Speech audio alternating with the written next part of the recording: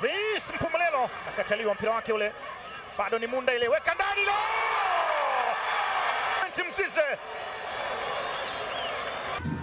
anajaribu kwenda sasa. Stefano Aziziki anamwekea Mzize, nafasi nyingine tena.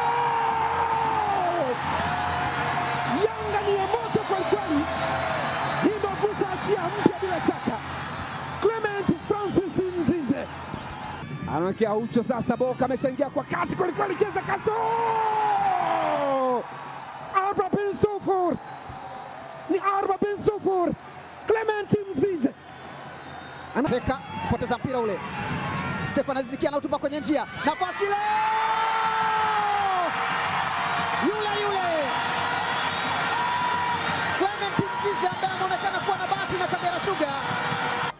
Mzunguko wa pili wenyewe utauanza mwakani. Ametoka golikipa, mpira huo chuma. Clement Francis Mzize ameona kwa Mzuzwa. Zuzwa pako Mzize.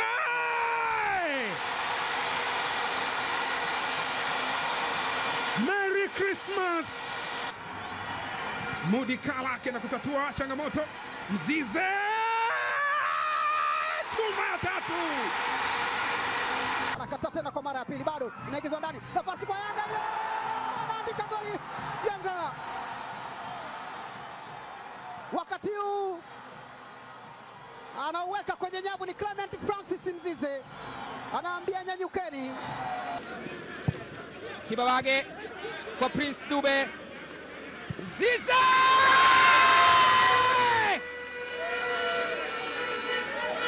wanaweza kukosa alama tatu, lakini si goli katika mchezo huu.